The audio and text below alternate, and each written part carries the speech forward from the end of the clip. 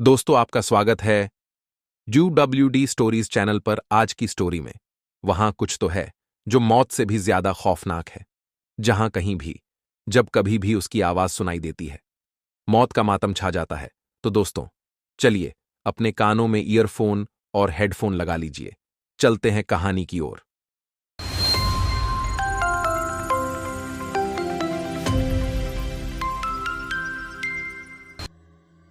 मेरा नाम निशांत है।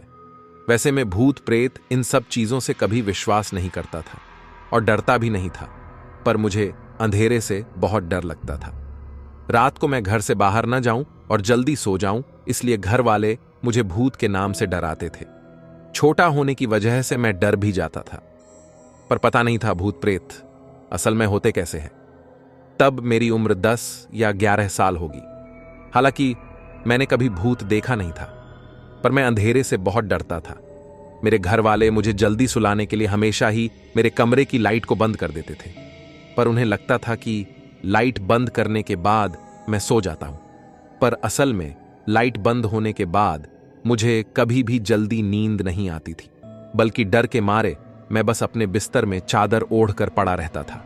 और फिर डरते डरते कब मेरी आंख लग जाती थी मुझे भी पता नहीं चलता था। ऐसी ही किसी कारण स्कूल की छुट्टियां चल रही थीं। पापा उनके एक दोस्त के साथ कहीं बाहर किसी काम से जाने वाले थे। 2-3 दिन का काम था, तो वो मुझे और मेरी मां को भी साथ लेकर चले गए और हमें उनके दोस्त के घर छोड़ दिया। पापा के दोस्त का एक बेटा था जो लगभग मेरी ही उम्र का था। नाम था सोहम। उसके पास बहुत सारे खिलौने थे, पर अजीब बात यह थी कि उसका कोई भी दोस्त नहीं था। जब मैं उनके घर गया था तो कुछ ही देर में मेरी और उसकी बहुत अच्छी दोस्ती हो गई थी। तो मैंने सोहम की मां को मेरी मां से ये कहते हुए सुना था कि सोहम हमेशा शांत शांत रहता है, ज्यादा किसी से बात नहीं करता, हमेशा डरा डरा सा लगता है, बाहर जाने से भी डरता है। बहुत सारे डॉक्टर को दिखाया पर कुछ फर्क नहीं पड़ा। पर मुझे उससे क्या था, क्योंकि वो मेरे साथ अच्छी तरह से खेल रहा था। उस दिन हम दोनों उसके कमरे में खेल रहे थे, तो एक अजीब बात मैंने नोटिस की। उसका ध्यान बार बार उसके कमरे की खिड़की की ओर जा रहा था। जब भी वो खिड़की की ओर देखता तो मैं उसे खेल पर ध्यान देने को कहता, और जब उसने एक बार फिर खिड़की की ओर देखा तो मैंने उसे कहा, अरे सोहम, यहां खेल पर ध्यान देना। तो उसने नीचे जमीन की ओर देखते हुए कहा, वहां खिड़की कोई है। मैंने पीछे मुड़कर देखा पर वहां कोई नहीं था। तो मैंने उससे कहा, अच्छा चल हॉल में जाकर खेलते हैं। पर उसने जैसे मेरी बात को सुना ही नहीं और वो भागकर उसके बेड की नीचे जाकर छुप गया। मुझे शायद उसकी बात तब ठीक से समझ नहीं आई। मेरा सारा ध्यान बस सामने पड़े टॉयज में था। मैंने उसे बेड के नीचे से बाहर आने को कहा, पर वो तो बस बेड के नीचे से इधर उधर देख रहा था। उसने मुझे भी उस बेड के नीचे आने को कहा। मुझे लगा कि वो मेरे साथ हाइड एंड सीक ऐसा कुछ गेम खेलना चाहता है, जैसे मैं अपने यहां मेरे दोस्त के साथ घोस्ट घोस्ट ऐसा कुछ खेला करता था। और फिर मैं भी उसके बेड के नीचे चला गया। नीचे जाते ही उसने अजीब तरह से मुझसे पूछा, क्या तुमने खिड़की में किसी को देखा?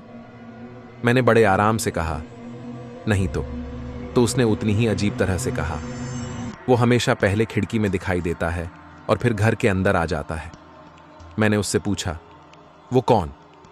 जब मैंने उससे यह सवाल पूछा तो उसने मेरे मुंह पर अपना हाथ रखते हुए, शू आवाज मत करो, वो हमें देख लेगा, ऐसा कहते हुए उसने मुझे शांत रहने को कहा। तब मैंने महसूस किया कि उस कमरे में जो अलमारी थी उसका दरवाजा धीरे धीरे खुल रहा है। हम दोनों को भी वो दरवाजा बेड के नीचे से खुलते हुए नजर आ रहा था। दरवाजा खुलते ही मैंने देखा कि अंदर किसी के 2 पैर दिखाई दे रहे थे, नंगे और काले पैर, जिन पर मांस बिल्कुल भी नहीं था, मतलब ना के बराबर था। जो भी मांस था वो तन पर पूरी तरह से हड्डियों से चिपका हुआ था, सूखा और सिकुड़ा हुआ। दिखने में बहुत ही अजीब और गंदे पैर थे। तो मुझे तब भी वो समझ नहीं आया, क्योंकि मैंने तब तक बस मैंने भूत ही नाम सुना था, कभी उसे देखा नहीं था। पर तब मुझे सोहम पर गुस्सा आया और मैं बेड के नीचे से बाहर निकलने लगा। पर सोहम मुझे बाहर जाने से मना कर रहा था और बार बार मुझे पीछे खींच रहा था। तो मैंने जोर से उसके हाथ को झटका, सोहम छोड़ छोड़, मुझे जाने दे। और फिर जैसे ही मैं बेड के नीचे से बाहर आया तो मैंने जो देखा वो बहुत डरावना था। वहां कोई भी नहीं था, वहां बस वो 2 पैर थे, गंदे, अजीब और उतने ही जितने हमने बेड के नीचे से देखे थे, मतलब घुटनों के नीचे तक। मेरे बाहर आते ही वो आधे कटे डरावने पैर उस कमरे से बाहर की तरफ दौड़ते हुए चले गए। वो बस टूटे हुए सड़े 2 पैर थे। मुझे वो बहुत ही अजीब लगा और मैं कुछ देर वहां रुककर दौड़कर उस कमरे से बाहर चला गया और मैंने अपनी मां को सोहम की कंप्लेंट की सोहम मुझे डरा रहा है, क्योंकि न जाने मुझे तब ऐसा लगा कि वो शायद कोई डरावना खिलौना होगा जिसके जरिए सोहम मुझे डराना चाहता हो। तब मेरी मां ने मुझे चुप रहने को कहा, क्योंकि हम मेहमान थे और वो मेरी वजह से कोई भी प्रॉब्लम नहीं चाहती थी। उसे लगा कि मैंने ही कुछ बदतमीजी की होगी, क्योंकि सोहम की मां के कहने के मुताबिक सोहम तो बहुत शांत लड़का था। पर फिर भी मेरी बात सुनकर सोहम की मां ने उसे बुलाया और सोहम को डांटा। वो चुपचाप नीचे सर झुकाए अपनी मां की डांट सुन रहा था। उसने कोई भी उल्टा जवाब नहीं दिया, उसने मेरी तरफ देखा तक नहीं। वो देख मुझे थोड़ा बुरा लगा कि मैंने खामखा ही कंप्लेंट कर दी। फिर मैं उसके साथ खेलने नहीं गया और दिन भर उनके बड़ी सी टीवी पर कार्टून देखता सोफे पर पड़ा रहा। शाम को जब वो मेरे सामने आया तो मैंने सोहम से माफी मांगी और फिर उसके साथ बात करने लगा। हम दोनों फिर से खेलने लगे। इस बार मैंने उसे घर के हॉल में ही मेरे साथ खेलने को कहा। उसके बावजूद वो बीच बीच में बार बार खिड़की की ओर देखता था। रात हमने एक साथ खाना खाया और फिर सोहम की मां ने सोहम के कमरे में ही मेरा बेड लगा दिया। मैं जब अपने बिस्तर में जाकर लेट गया तो सोहम ने लाइट बंद कर दी, पर मैं लाइट को ऑन रखना चाहता था। मैंने उसे कहा, सोहम, लाइट को ऑन करना, मुझे अंधेरे से डर लगता है। तो उसने मुझसे कहा, नहीं, लाइट चालू रहेगी तो वो मुझे दिखाई देगा। लेकिन मैंने उसकी बात नहीं मानी और उठकर लाइट को ऑन कर दिया। वो चुपचाप अपने बेड में पड़ा रहा। मैं भी अपने बिस्तर में जाकर सो गया। उसके बाद कब मेरी आंख लग गई मुझे पता नहीं, पर एक अजीब सी आवाज की वजह से मेरी नींद खुली। वो किसी के रोने की आवाज थी। कोई मिसमिसाकर रो रहा था, पर मैंने देखा तो कमरे की लाइट बंद थी। मुझे सोहम पर गुस्सा आया। इसने जरूर मेरे सोने के बाद लाइट को बंद कर दिया होगा, पर अब भी वो रोने की आवाज आ ही रही थी। लेकिन अंधेरा होने की वजह से मैंने अपने बेड से उठने की हिम्मत नहीं की और मैं चुपचाप ब्लैंकेट ओढ़कर पड़ा रहा। मैंने ब्लैंकेट के अंदर से ही सोहम को 1-2 बार आवाज भी दी, सोहम, सोहम, पर जैसे मैं आवाज देता रोने की आवाज और जोर से आने लगती। डर के मारे मैं वैसे ही पड़ा रहा। पहले ही सोहम ने मुझे बहुत डरा रखा था, तो मैंने उस आवाज को नजरअंदाज किया और सोने की कोशिश करने लगा। फिर पता नहीं कब वो आवाज रुक गई और कब मेरी आंख लग गई। उसके अगले दिन सुबह जब मैं उठा तो सोहम मेरे बेड के पास खड़ा होकर मुझे ही घूर रहा था। मैं उसे देख डर गया और झट से अपने बेड में उठकर बैठ गया। सोहम, क्या कर रहे हो? मैं कितना डर गया। तो उसने बस इतना ही कहा, मुझे लगा तुम मर गए, और इतना कहकर वो कमरे से बाहर चला गया। मैंने अपने आसपास देखा और उठकर अपनी मां के पास चला गया, पर मैंने मां को कुछ नहीं बताया। जब हम दोनों नाश्ता कर रहे थे तो मैंने उससे पूछा, सोहम, सोहम, पर वो अब मेरी तरफ देख भी नहीं रहा था, बस नीचे देखते हुए अपना नाश्ता कर रहा था। सोहम, सुनना, कल रात मैंने किसी के रोने की आवाज सुनी। तो उसने नीचे देखते हुए ही कहा, हां जानता हूं। तो मैंने पूछा, मतलब तूने भी सुनी? उसने बिना मेरी तरफ देखते हुए कहा, तू फिर से मेरी मां को कंप्लेंट नहीं करेगा तो बताऊंगा। मैंने कहा, अच्छा बोल, नहीं करूंगा कंप्लेंट। तो वो थरथराते बोला, वो मैं ही था, आधी रात को मैं ही रो रहा था। उसकी ये बात सुनकर मुझे काफी अच्छा लगा, क्योंकि मुझे लगा था कि वो किसी भूत की रोने की आवाज है। तो उसने अपना थरथराते हाथ से मेरे हाथ को पकड़ते हुए आगे कहा, मैं रो रहा था क्योंकि कल रात मैंने उसे देखा। वो तुम्हारे बिस्तर के पास खड़ा होकर तुम्हें ही घूर रहा था। बाद में वो तुम्हारे पास सोया था। ये सुनते ही मेरे रोंगटे खड़े हो गए और मैं ब्रेकफास्ट छोड़कर भागकर अपनी मां के पास चला गया। मैंने अपनी मां को यह बात बतानी चाहिए, पर फिर लगा कल ही उसने मेरी वजह से डांट खाई है, तो मैंने उस बात को जाने दिया। अब हम दोनों ज्यादा बात नहीं कर रहे थे। उसका बर्ताव बहुत ही अजीब था, इसलिए शायद उसके ज्यादा दोस्त नहीं है। पता नहीं वो ऐसा क्यों बर्ताव कर रहा था। उसी दिन दोपहर मेरी मां और आंटी दोनों बाहर कहीं शॉपिंग के लिए जा रहे थे। तो उन दोनों ने सोहम और मुझे घर पर ही रहने को कहा। पर मैं सोहम के साथ खेलना नहीं चाहता था, क्योंकि हर बार वो मुझे किसी चीज से डराता था। तो मैं उसके कमरे में गया और कुछ खिलौने लेकर बाहर हॉल में आ गया, और मैं वहीं बैठकर टॉयज के साथ खेलने लगा। मुझे लगा था कि सोहम अपने कमरे से बाहर मेरे साथ खेलने आएगा, पर वो नहीं आया। वो अंदर अपने कमरे में ही बैठा रहा। आज जब मैं बड़ा हो गया हूं तो इस बात को समझता हूं कि कुछ चीजें होती हैं जो पहले तो अपने होने का एहसास दिलाती है और फिर हमें नजर आने लगती है। पर तब मैं ये बात नहीं समझता था, और तब मेरे साथ उस दोपहर ऐसा ही कुछ हुआ था। जब मैं हॉल में अकेले खेल रहा था तो मुझे कुछ खड़खड़ाने की आवाज सुनाई दी, जैसे कि कोई चीज जोरों से कांप रही हो। मैंने अपने आसपास देखा तो वो एक खिलौना था जो बहुत जोर से हिल रहा था, थरथरा रहा था। मैंने उसे पकड़कर स्टॉप किया और उसे बंद करने का बटन ढूंढने लगा, पर उसमें कोई बटन था ही नहीं। मुझे लगा था कि उसमें कोई मोटर वगैरह होगी जो कि अपने आप ही चालू हुई होगी, पर वो तो बस एक नॉर्मल सा खिलौना था। तभी मुझे कांच पर कुछ खरोचने की आवाज सुनाई दी, जैसे कोई अपने नाखून खरोच रहा हो। मुझे पता था हो न हो ये सोहम ही होगा जो मुझे फिर से डराने की कोशिश कर रहा होगा। तो मैंने उसे आवाज दी, सोहम, अब अगर तूने कुछ किया तो मैं मम्मी को फिर से तेरी कंप्लेंट कर दूंगा। पर सोहम का कोई जवाब नहीं आया। उसके कमरे का दरवाजा बस थोड़ा सा खुला हुआ था, पर जब मैंने यहां वहां देखा तो मुझे हॉल के खिड़की पर किसी का हाथ दिखाई दिया, बिल्कुल वैसा ही जैसे एक दिन पहले मैंने पैर देखे थे। हड्डियों से चिपका हुआ मांस, बड़े बड़े लंबे नाखून और सूखा सड़ा और काला पड़ा हुआ, और वो हाथ खिड़की की कांच पर अपने नाखून खरोच रहा था। वो देख मैं बहुत डर गया। मेरा बदन तब कांपने लगा था, क्योंकि अब घर में मेरे और सोहम के अलावा कोई नहीं था जिसे मैं आवाज दे सकूं। अब मुझे कुछ कुछ एहसास हुआ कि यह सोहम नहीं हो सकता। तभी मैंने हॉल में रखी एक अलमारी के अंदर से खड़खड़ाहट भरी आवाज सुनी। मेरा ध्यान जैसे ही उस अलमारी की तरफ गया, अलमारी का दरवाजा अपने आप ही थोड़ा सा खुल गया। तब मुझे अलमारी के अंदर दो आंखें दिखाई दी। आंखें नीली, गहरी, चमकती आंखें। वो देख मेरी हालत और भी खराब हो गई। मैं अपनी सांस रोककर बस उन आंखों को ही देख रहा था। मुझे डर लग रहा था कि कल की तरह अचानक कोई बहुत डरावनी चीज उस अलमारी से निकलकर मेरी तरफ ना आ जाए। मैं जानता था कि ये आंखें सोहम की नहीं हैं, क्योंकि सोहम की आंखें भूरे रंग की थीं। तो मैं आहिस्ता से वहां से उठने की कोशिश करने लगा। मैं भागकर सोहम के कमरे में जाना चाहता था, पर वो आंखें बस मुझे ही घूर रही थीं।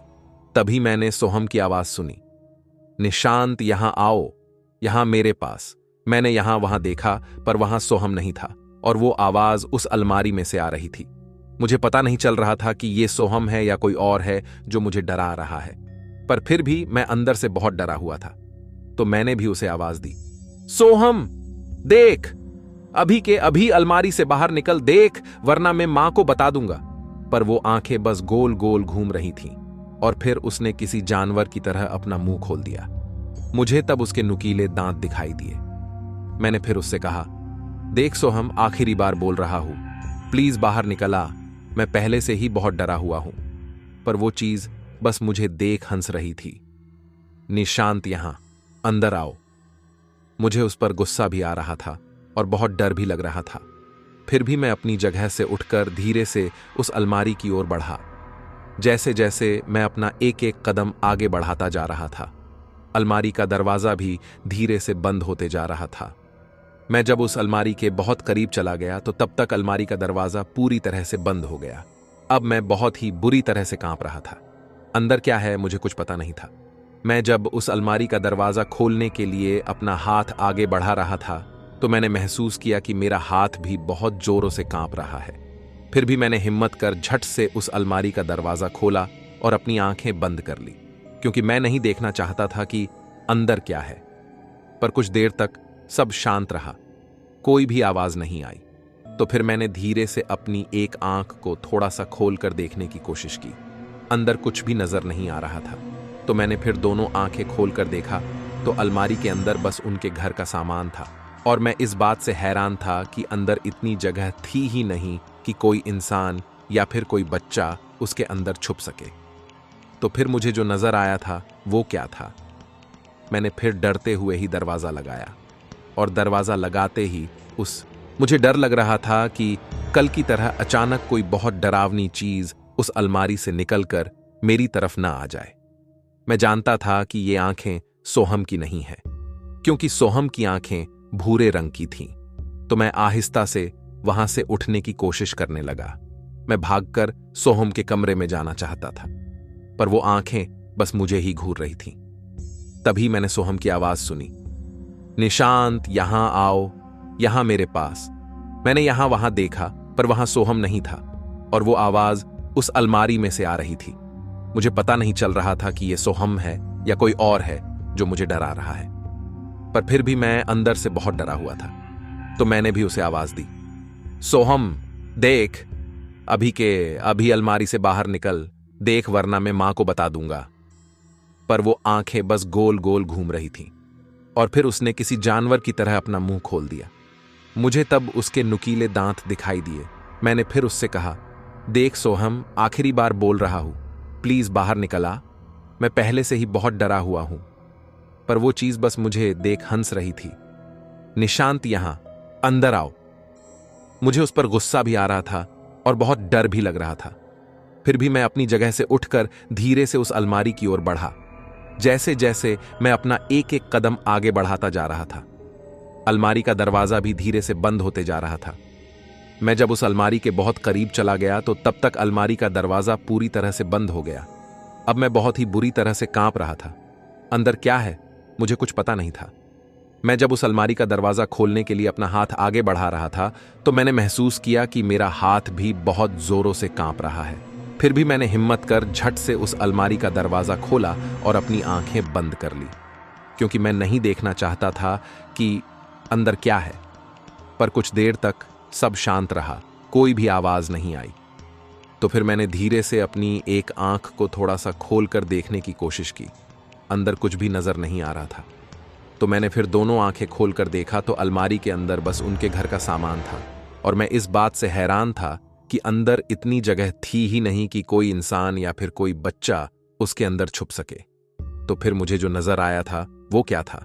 मैंने फिर डरते हुए ही दरवाजा लगाया, और दरवाजा लगाते ही उस अलमारी के ऊपर से कोई बहुत ही भयानक चीज मेरे ऊपर झपट पड़ी।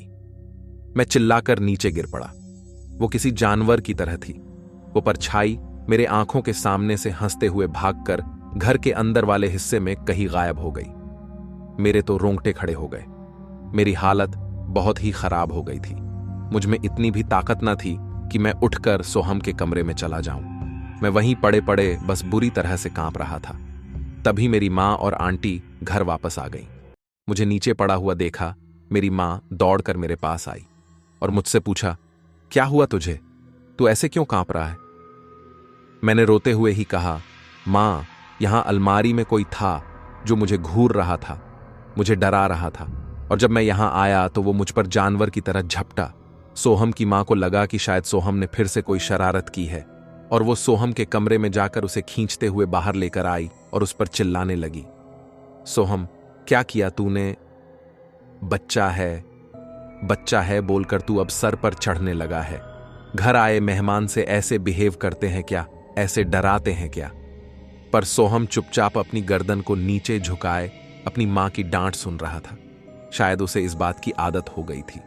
तब मेरी मां ने कहा, अरे जाने दो, बच्चे हैं, खेल खेल में कुछ हुआ होगा। तब उसकी मां ने कहा, नहीं, ये हमेशा ऐसे ही करता है। कभी अपने बाथरूम में जाकर छुप जाता है, तो कभी अपने आप को ही नाखून से खरोच लेता है, तो कभी अपने दांतों से अपने आप को ही काट लेता है, और फिर झूठ बोलता है कि उसने ना खरोंचा ना काटा। कभी रात को जोर जोर से चिल्लाता है और कहता है कि खिड़की में कोई है, कभी कहता है अलमारी में कोई है। ऐसे भी कोई खेलता है क्या? तो सोहम की मां ने गुस्से में ही कहा, पता नहीं किसने, पर हमेशा गलती ये करता है, और ऐसे किसी का नाम बताता है जो इस घर में है ही नहीं। मेरी मां को शायद वो बात समझ में आ गई, तो उसने आंटी को शांत करते हुए हम दोनों को कमरे में जाने को कहा। अब मेरी मां उसकी मां को समझा रही थी कि बच्चा अगर बार बार एक ही बात बोल रहा है, मतलब वो जरूर कुछ बताना चाहता है, या फिर वो जो बोल रहा है वो सच हो। कुछ तो होगा, इसलिए वो इतना शांत और चुपचाप रहता है। हम दोनों उनकी बातें सुनते हुए कमरे के अंदर चले गए, पर सोहम नॉर्मल था, जैसे उसे इन सब चीजों की आदत सी हो गई हो। सोहम मेरे पास आकर बैठ गया और उसने कहा, मेरी बात का कोई यकीन नहीं करता, पर मैंने सच में उसे देखा है। वो मुझे घूरता है, मुझे मारता है, मुझे चोट पहुंचाता है। और आज तुमने भी देखा ना। मैं झूठ नहीं बोल रहा था, मैं तुम्हें डराना नहीं चाहता, पर यह सच है। मैंने उसे देखा है, वो बहुत ही बुरी चीज है। तो मेरी मां ने आंटी को शांत करते हुए कहा, उसने किसने? तभी मुझे बाथरूम से किसी की बहुत हल्की आवाज आई, निशांत, निशांत, ब्लैंकेट को मत उठा, यहां अंदर, इधर। मैंने देखा तो सोहम बाथरूम के अंदर था। वो मुझे अंदर बुला रहा था और फिर उसने अपनी आंखें बड़ी बड़ी करते हुए उसके बेड की ओर देखा। तो मैंने भी पीछे मुड़कर देखा तो वो चादर अपने आप ही किसी इंसानी आकर में हवा में लहराने लगी थी। वो देख मैं भागकर बाथरूम के अंदर चला गया। मेरे अंदर जाते ही सोहम ने दरवाजा लगा लिया। सोहम ने कहा, श्श, आवाज मत कर, वरना वो यहां भी आ जाएगा। तब सोहम भी बुरी तरह से कांप रहा था और मैं भी। वो क्या चीज थी मुझे पता नहीं, पर हमने देखा कि वो बाथरूम के बाहर ही खड़ी थी। दरवाजे के नीचे से उसके पैर नजर आ रहे थे। हम दोनों वहीं खड़े होकर उसके जाने का इंतजार कर रहे थे। मैंने जमीन पर लेटकर बाथरूम के दरवाजे के नीचे से उसे देखना चाहा कि वो क्या चीज है, पर सोहम मुझे देखने से मना कर रहा था। मैंने उसे बस शांत रहने को कहा, हालांकि हम दोनों भी कांप रहे थे। मैंने नीचे लेटकर दरवाजे के नीचे से देखा तो वो वही पैर थे जो मैंने एक दिन पहले देखे थे। सड़े काले बड़े बड़े नाखून और उन पर खींचा हुआ मांस था। पर शायद बाहर जो कुछ भी था उसे पता चल गया कि मैं नीचे से उसे देख रहा हूं। वो दौड़कर उस दरवाजे के पास आए। वो देख मेरा दिल ही बैठ गया, धड़कन तेज चल रही थी। जैसे वो पैर अब दौड़कर बाथरूम के अंदर ही आ रहे थे। जैसे ही वो पैर दरवाजे के पास आ गए, मैं डरकर पीछे हट गया। मेरी सांस तेज हो गई थी, बदन बहुत जोर से थरथरा रहा था। मैंने सोहम से कहा, वहां कोई है और वो अंदर आना चाहता है। और ये कहते हुए जब मैंने पीछे मुड़कर सोहम की तरफ देखा तो सोहम के पीछे कोई परछाई खड़ी थी। काली, बहुत काली परछाई। उसके लंबे लंबे हाथ थे और उसके पूरे बदन पर हड्डियों पर सड़ा हुआ मांस था, जैसे पूरा मांस सड़कर सूख कर हड्डियों से चिपक गया हो। आंखें बिल्कुल वैसे जैसे मैंने दोपहर को देखी थी, नीली गहरी चमकती हुई। मेरी तो आवाज अंदर ही अटक गई थी। मैंने सोहम को बस हाथ से इशारा किया कि तेरे पीछे कोई है, पर सोहम की भी हिम्मत नहीं हो रही थी कि वो पीछे मुड़कर देख सके। उसने अपनी आंखें बंद कर लीं। वो चीज अपनी गर्दन को आड़े तिरछे घुमाते हुए अपनी बड़ी बड़ी आंखों से मुझे ही घूर रही थी। मुझे समझ नहीं आ रहा था कि मुझे क्या करना है। मैंने झट से बाथरूम का दरवाजा खोला और सोहम के हाथ को पकड़कर उसे वहां से खींचा, तो उस डरावनी चीज ने अपने हाथ के बड़े बड़े नाखूनों से मेरे हाथ को खरोच दिया। मैं दर्द से चिल्लाया, लेकिन फिर भी मैं सोहम को खींचकर बाथरूम के बाहर ले गया और हम दोनों भी दौड़कर अपने कमरे से बाहर चले गए। तब मेरे हाथ से खून बह रहा था। मैं दौड़कर मां और आंटी के कमरे के पास चला गया और उन्हें बाहर से ही जोर जोर से आवाज देने लगा। उन्हें भी डर लगा कि इतनी रात को हम चिल्ला क्यों रहे हैं। मेरी मां मुझे देख बहुत डर गई।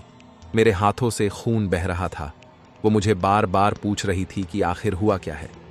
मैंने उस वक्त बस इतना कहा कि कुछ नहीं हुआ है, आप बस मुझे अस्पताल ले चलो। सोहम की मां को लगा कि सोहम ने ही कुछ किया होगा, पर मैंने उन्हें भी साफ साफ बता दिया कि सोहम की इसमें कोई भी गलती नहीं है, उल्टा उसने मेरी जान बचाई है। फिर वो तुरंत मुझे अस्पताल लेकर चले गए। तब हम सब एक साथ थे।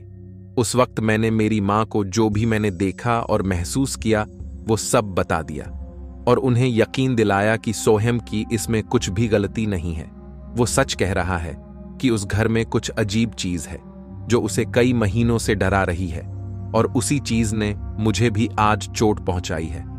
मेरी मम्मी ने पापा को फोन करके मेरे साथ हुए हादसे के बारे में बता दिया, और फिर अगले दिन सुबह मेरे पापा और वो उनके दोस्त मतलब सोहम के डैडी घर वापस आ गए।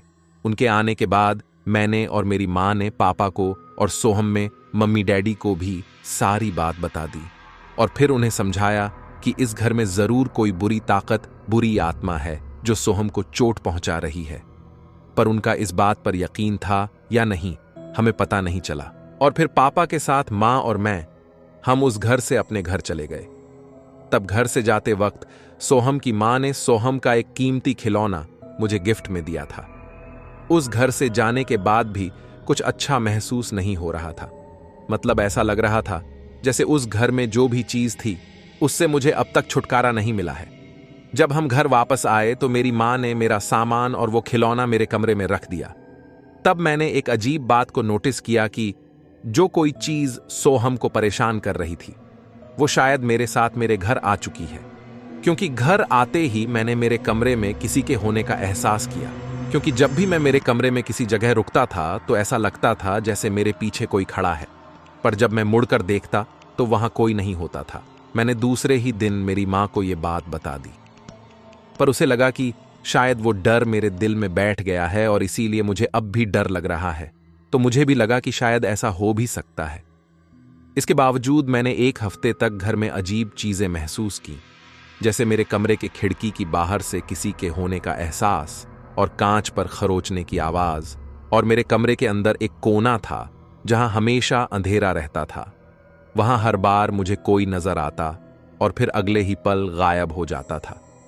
मुझे ये सब अजीब तो लग रहा था, पर मैं हर दिन इन सब चीजों को डर समझकर इग्नोर करते जा रहा था।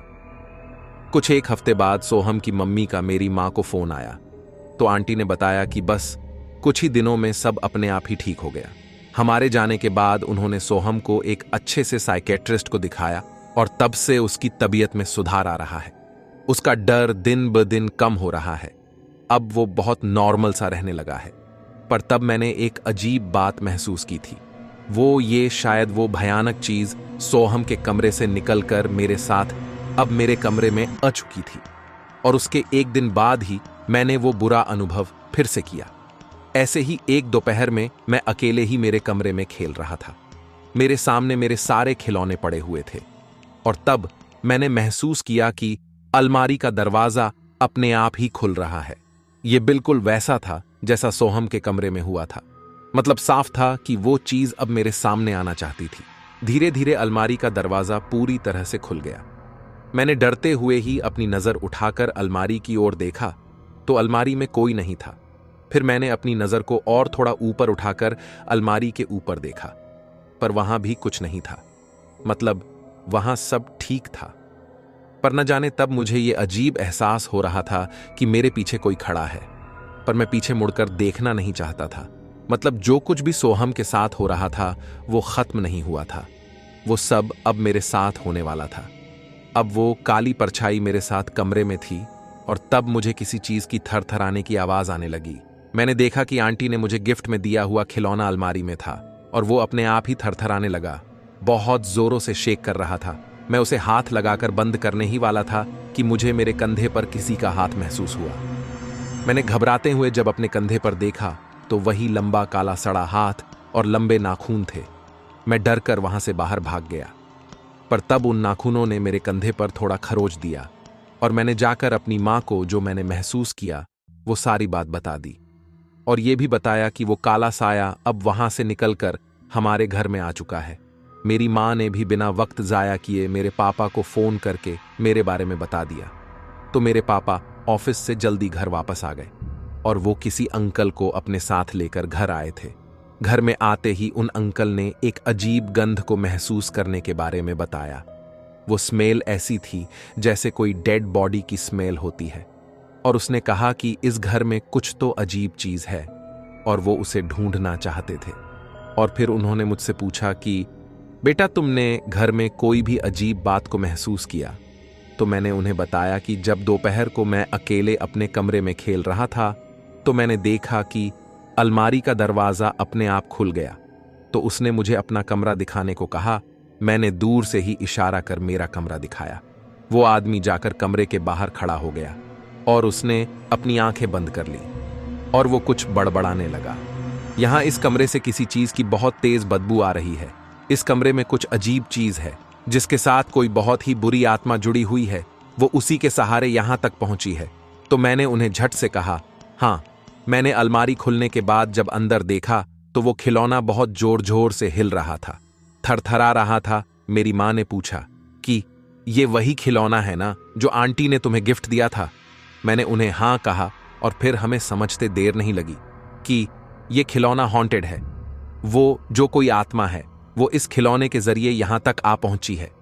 मतलब साफ था जब से खिलौना उनके घर से बाहर गया सो हम ठीक होने लगा था, और अब वो चीज मुझे परेशान कर रही थी। उस अंकल ने मेरे कमरे के अंदर जाकर सब तरफ ठीक से देखा, किसी सिग्नल डिटेक्टर जैसी मशीन को लेकर वो। दोस्तों, ये स्टोरी यहां समाप्त होती है। आपको ये स्टोरी कैसी लगी कमेंट में जरूर बताएं। तो दोस्तों, आज के लिए बस इतना ही, मिलते हैं नेक्स्ट वीडियो में।